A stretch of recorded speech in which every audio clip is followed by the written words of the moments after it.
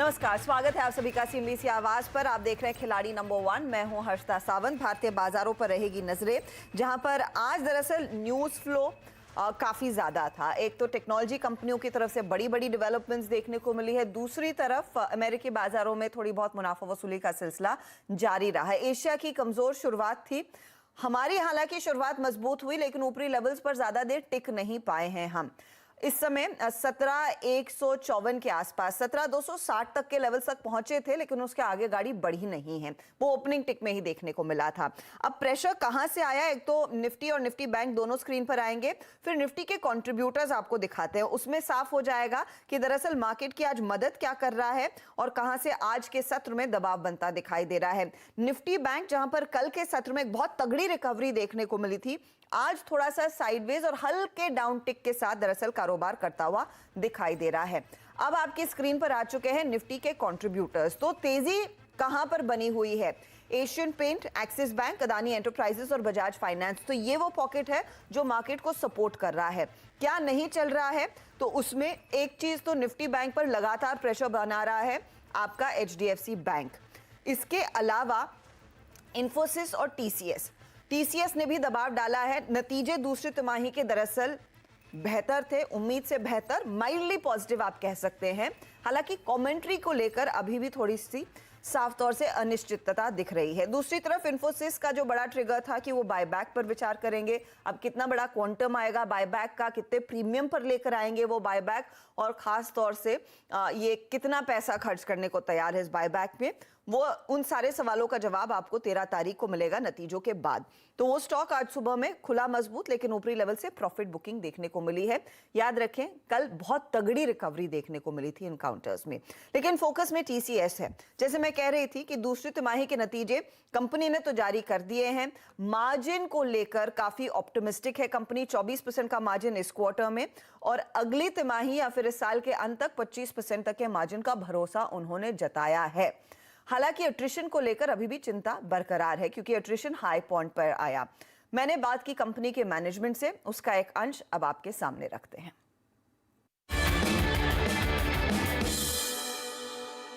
हमारे साथ है कंपनी के सीएफओ समीर सक्सेरिया और साथ ही साथ कंपनी के चीफ एचआरओ मिलिंद, और उनसे बात करेंगे कि सेकंड क्वार्टर की हाइलाइट्स क्या है और यहां से आगे की विजिबिलिटी कितनी मजबूत है। आप दोनों का ही स्वागत है। एक बेहद मजबूत तिमाही, स्पेशली इस बारी चिंता थी कि यूरोप में स्लोडाउन का कितना इम्पैक्ट पड़ेगा, क्या वो कारोबार को ड्रैग करेगा या नहीं। यूएस में रिसेशन की खूब बातचीत हो रही है, उसकी आंच अभी तक तो नहीं दिख रही है समीर। अगर देखें तो Q2 के अगर तिमाही नतीजे देखें तो हमारा ग्रोथ काफ़ी ब्रॉड बेस रहा है, और ब्रॉड बेस अक्रॉस सारे इंडस्ट्री वर्टिकल्स एंड जोग्राफी। आपने जैसे बात किया, नॉर्थ अमेरिका जो है वो हमारा ग्रोथ मोमेंटम लीड कर रहा है एट 17%, और यूके और यूरोप में भी नतीजे काफ़ी अच्छा है एट 14.8 एंड 14%। सो ऑलमोस्ट सारे मार्केट्स और वर्टिकल्स अप्रॉक्सीमेटली मिड टीन्स के अराउंड ग्रो कर रहे हैं। लेकिन क्या ये ग्रोथ आगे बरकरार रहेगी, is the question. Yeah, I'll come to it. We are happy that this growth has come with good profitability. And if we look at our customers, वो continue कर रहे हैं spend करने के लिए. They are relying on technology as a lever, either in terms of transforming their business. जो हम customer से बात कर रहे हैं तो उनका कहना है कि technology would be one of the last areas to get impacted in a recessionary scenario also, so that gives us the confidence. तो ये confidence I am sure America के लिए है अभी, क्योंकि अमेरिका में अभी तक स्लो डाउन दिखा नहीं है। डर है लेकिन दिखा नहीं है। लेकिन यूरोप में वो डेटा पॉइंट्स आने लगे हैं। क्या कोई विजिबिलिटी है कि यूरोप के बिजनेस में कितनी ग्रोथ देखने को मिलेगी, या फिर it is an open slate और वहां पर कुछ भी हो सकता है? हमारे जो फीस टू एक्सटर्नल कंसल्टेंट्स है, जो एक्सटर्नल कंसल्टेंट्स हम डिप्लॉय करते हैं, उनके जो एक्सपेंसेस है started to trend downwards, and जो प्रोडक्टिविटी लिंक्ड रियलाइजेशन इम्प्रूवमेंट्स हैं have given the 90 basis points. वो हमारी प्रायोरिटी है to get back to 25% where we exited last year, so you call it as a target, but so उसको deliver करने के लिए first हम कंटिन्यू करेंगे ऑपरेटिंग मैट्रिक्स पे फोकस करने का, एंड यूटिलाइजेशन जो है वो अभी भी अपॉर्चुनिटी देता है इम्प्रूव करने के लिए। रियलाइजेशन पे फोकस करते रहेंगे। ठीक है। हम एनहांस्ड रिगर इन एग्जीक्यूशन पे ध्यान देंगे और जो ये हेडविंड्स है एट्रिशन की वजह से जो इंक्रीज रिटेंशन कॉस्ट होता है, बैकफिलिंग कॉस्ट होता है, वो जैसे जैसे टेल डाउन होने लगे, टेपर डाउन होएगा, that will give a support to margins as well. Okay, क्योंकि आपने एट्रिशन मेंशन किया है तो एट्रिशन बढ़ा है इस बारी 21.5%। पिछले क्वार्टर भी आप लोग उम्मीद कर रहे थे कि इस क्वार्टर ऑनवर्ड्स थोड़ा सा टेपरिंग शुरू हो जाएगा। क्या ये पीक हो चुका है एट्रिशन या फिर थोड़ा सा पेन आगे देखने को मिल सकता है? क्वार्टरली एट्रिशन जो है वो हमारे हिसाब से पीक हो चुका है। ठीक है। और आगे हम सिर्फ डाउनवर्ड ट्रेंड ही देख रहे हैं। मेरा जो प्रोजेक्शन है वो डाउनवर्ड है नीचे। तो I think the worst is behind us and अभी स्टेबिलिटी आ रही है बहुत in various parameters, in terms of joining ratios, in terms of wage normalisation, everything else. So that will only support what we just talked about. आप लोगों ने जो कर्मचारी हायर किए हैं दूसरी तिमाही में, ये 9,840 का आंकड़ा है, 10,000 के कम का आंकड़ा है। अब इसमें कुछ लोग, अब people are trying to read between the lines. कल भी कॉन्फ्रेंस कॉल के बाद जो रिपोर्ट्स आई हैं, लोगों को चिंता है कि आगे ज्यादा काम नहीं होगा, इसीलिए 10,000 से कम की हायरिंग की है, या फिर एट्रिशन पीक हो गया है। What is it a negative case that you are looking at it, या फिर आपको भरोसा है कि अब एट्रिशन कम हो जाएगा तो you will have people on the job? आपको थोड़ा सा पीछे देखना पड़ेगा इसके लिए। आप देखो तो पिछले साल हमने 1 लाख से ज़्यादा ट्रेनिज को हायर किया था। उसके बाद 35,000 इस साल, दो तिमाहियों में 35,000 हो चुके हैं ऑलरेडी 12,000 और मैंने पाइपलाइन बोल चुका हूँ। तो इसके कारण जो हमने ऑर्गेनिक टैलेंट डेवलपमेंट में इन्वेस्टमेंट किया है लास्ट 2 क्वार्टर्स में, and whatever we need is incremental addition from the market. So इतना सब इन्वेस्टमेंट करने के बाद जो हमको चाहिए मार्केट से वही लेते हैं हम। Okay. और वो नंबर कम ही होने वाला है। अभी भी कम है, आगे भी मेरे लगता है थोड़ा कम ही होगा। चैलेंजेस आगे आएंगे। थर्ड क्वार्टर में यूके यूरोप में एनर्जी क्राइसिस अगर बढ़ जाती है, business is likely to suffer. ऐसी स्थिति में फिर क्या विजिबिलिटी थोड़ी सी और फीकी हो जाती है कंपनी के लिए, और क्या फिर आपके क्लाइंट्स आपसे कुछ आग्रह कर रहे हैं कि कॉस्ट को रीनेगोशिएट किया जाए, कुछ कम कॉस्ट पर आप काम करें? तो फिलहाल नॉर्मल सीजनैलिटी जो है is what is expected. More than that, we are staying focused on our customer. From a pricing perspective, as you talked about, we are seeing stable pricing. We are not seeing any negotiation currently going on. तो कोई किसी तरह के discount की मांग नहीं है? नहीं. मुझे ये बताइए समीर, यहाँ से आगे specially as you look forward to the next 2 quarters, deals की पाइपलाइन कैसी रहेगी? क्योंकि आपने पिछले क्वार्टर में 8.2 डिलीवर किया, इस बारी $8.1 बिलियन डिलीवर किया। Is it likely to move up, or you're happy with this being in between the $7 to $9 billion of deals? So जो pipeline है वो काफ़ी stable है, and we expect demand to momentum to remain stable.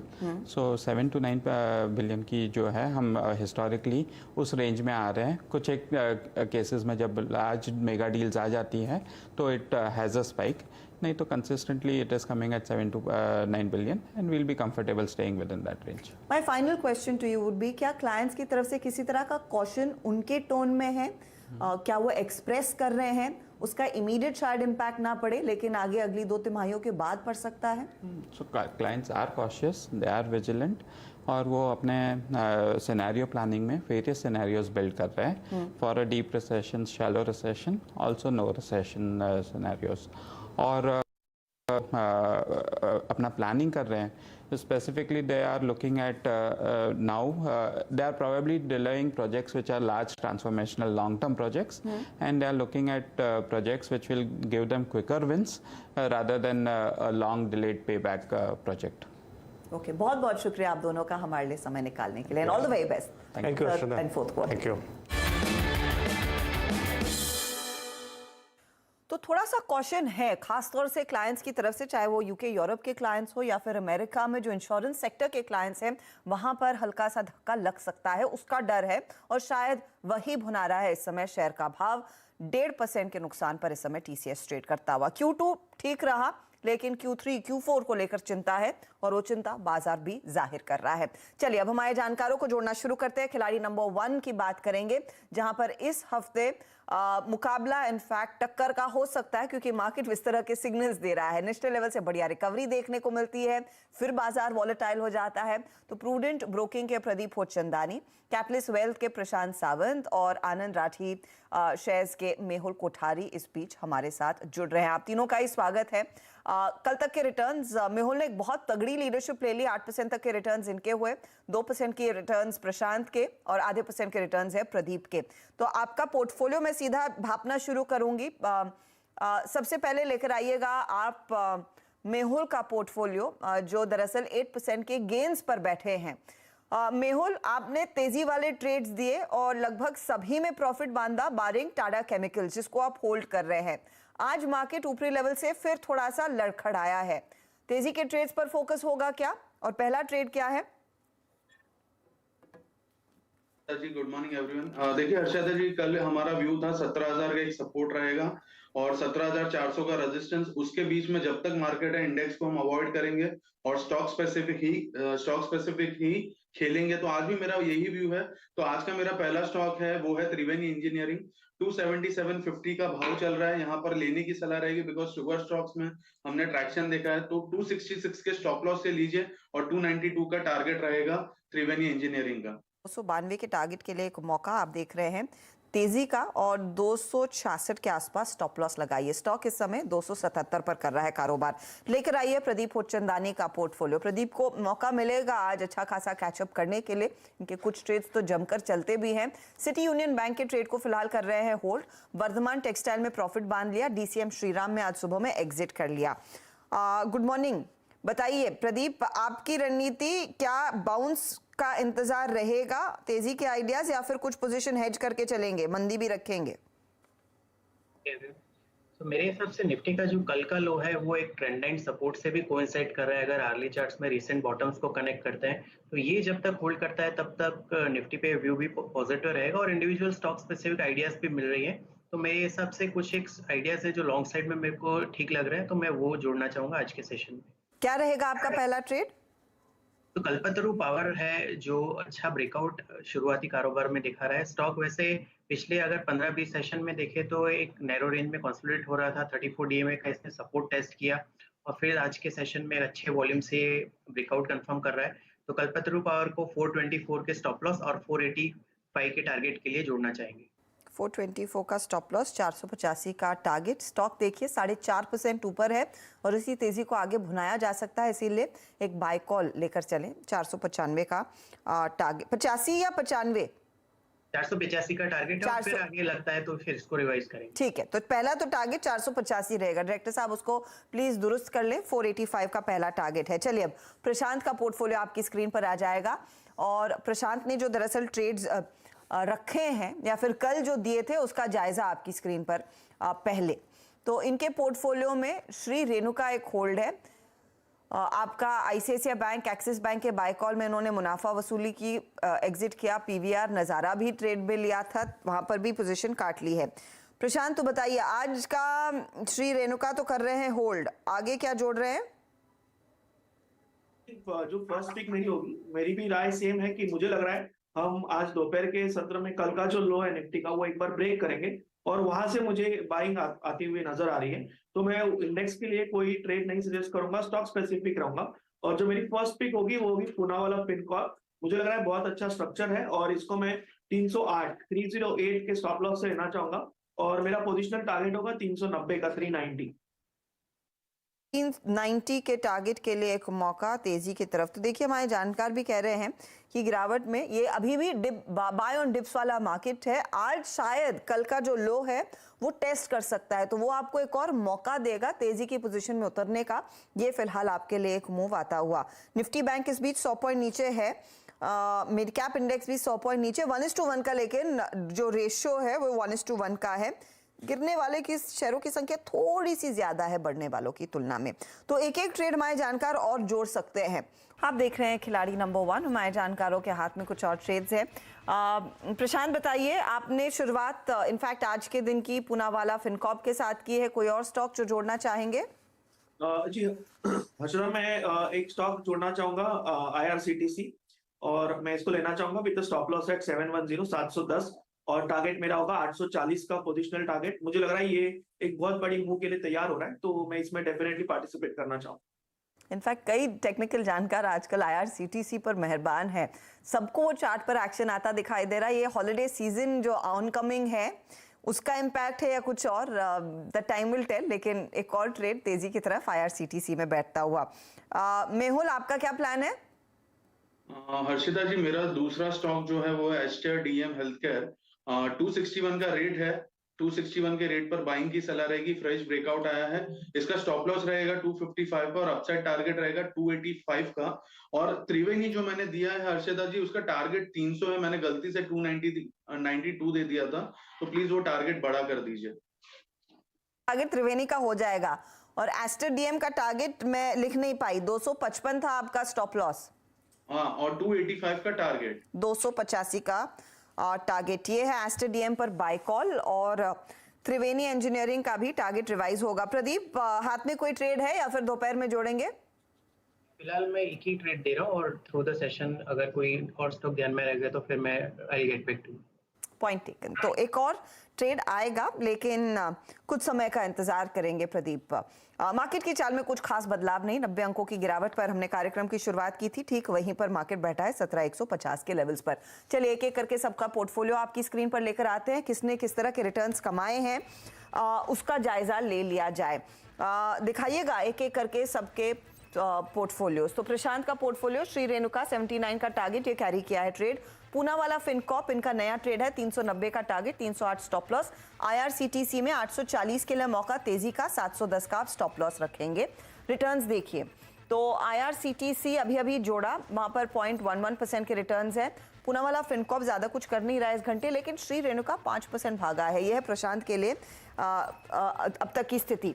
Pradeep ने एक जगह खाली रखी है, नया जोड़ा कल्पतरू पावर 485 के टारगेट के लिए, 424 stop loss. City union bank target 185 का, स्टॉप लॉस 173 का इन्होंने दिया है। 2% से ज्यादा का योगदान सिटी यूनियन देता हुआ और कल्पतरू पावर भी 2% के रिटर्न्स दे रहा है। अब आते हैं मेहुल के पोर्टफोलियो पर, जहां पर त्रिवेणी इंजीनियरिंग का रिवाइज्ड टारगेट 300 है, 266 स्टॉप लॉस। 285 का टारगेट एस्टर DM के लिए, 255 स्टॉप लॉस। टाटा केमिकल्स को किया है कैरी, 1300 का टारगेट इन्होंने कल ही दिया था।